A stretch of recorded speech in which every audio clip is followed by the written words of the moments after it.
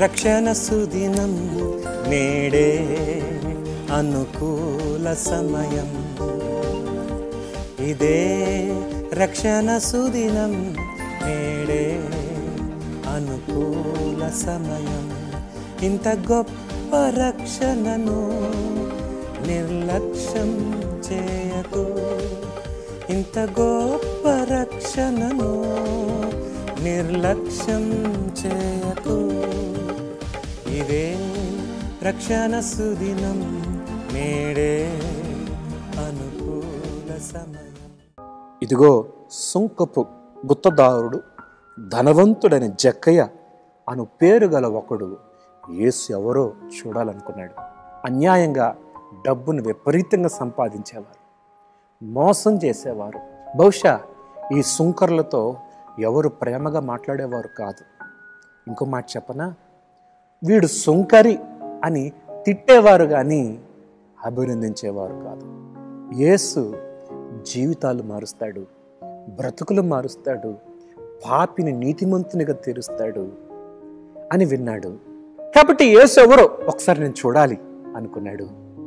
అనుకుని ఆలస్యం చేయకుండా యేసు ప్రభు ఎటు నుంచి వస్తాడో ఆ వైపు గుర్తించి, పొట్టివాడు కాబట్టి చూడటానికి వీలు కలగడానికి అనుకూలంగా ఉండటానికి ఒక మేడి చెట్టు ఎక్కాడు.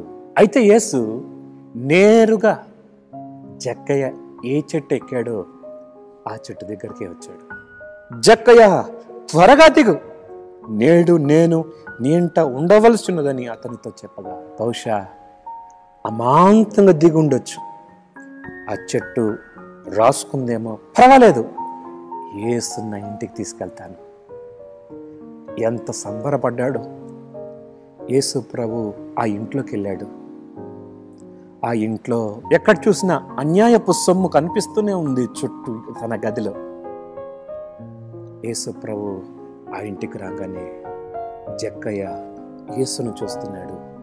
యేసులో తన పాపాలు కనిపిస్తున్నాయి. బైబిల్ ఈ మాట ఉంది, నీ ముఖ కాంతిలో నా రహస్య పాపాలు కనిపిస్తున్నాయి.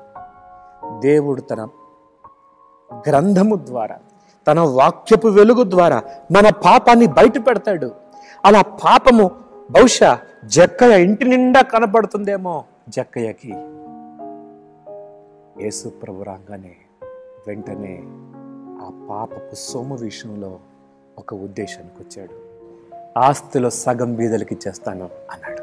మరొక స్టేట్మెంట్ చేశాడు, నేనెవని యొద్దనైనా అన్యాయముగా దేనినైనా తీసుకున్న ఎడల అతనికి 4 గంటలు మరలా చెల్లించేస్తాను. 4 గంటలు చెల్లిస్తాడా? ఇంత మార్పు ఎలా కలిగింది? యేసు ఉంటే నాకు చాలు అని తన హృదయంలో ఒక గొప్ప నిర్ణయానికి వచ్చాడు. యేసు ఆ పాపి ఇంటికి వెళ్ళాడేంటి? ఆ మోసగాని ఇంటికి వెళ్ళాడేంటి? ఆ దొంగ ఇంటికి వెళ్ళాడేంటి? ఆ అన్యాస్తుడి ఇంటికి వెళ్ళాడేంటని లోకం చుట్టూన్న ప్రజలందరూ యేసు ప్రభుని కూడా దూషిస్తున్నారు. కానీ యేసు ప్రభు ఆ ఇంటికి వెళ్ళినందుకు ఆ ఇంట్లో ఈ వ్యక్తి గురించి ఒక గొప్ప సాక్ష్యం ప్రభు చెప్తాడు 9వ వచనంలో. అందుకేసు ఇతడును అబ్రహాము కుమారుడే, ఎందుకనగా నేడు ఈ ఇంటికి రక్షణ వచ్చింది. సుంకరి రక్షణ పొందాడు, ఒక పాపి పవిత్రుడయ్యాడు, ఒక మోసగాడు నీతిమంతుడయ్యాడు. ఆ ఇంటికి రక్షణ వచ్చింది. యేసుప్రభు చక్కని మాట అంటాడు, నశించిన దానిని వెదకి రక్షించుటకు మనుష్య కుమారుడు ఈ లోకానికి వచ్చాడు.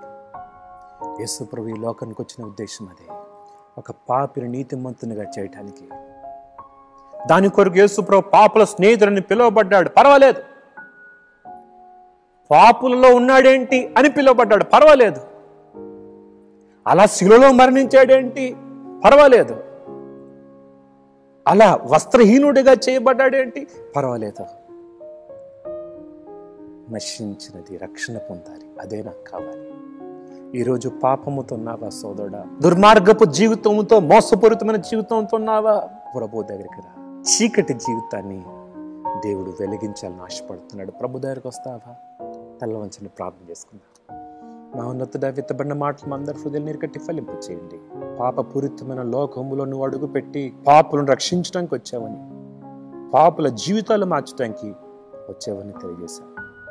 ఇదిగో మా జీవితాన్ని మార్చడానికి అమూల్యమైన రక్తాన్ని సిలువలో చిందించి మాకిచ్చిన రక్షణ, విడుదల, విమోచన, పాప క్షమాపణ బట్టి వందనాలు చెల్లిస్తూ యేసు నామములో అడుగుతున్నాం తండ్రి.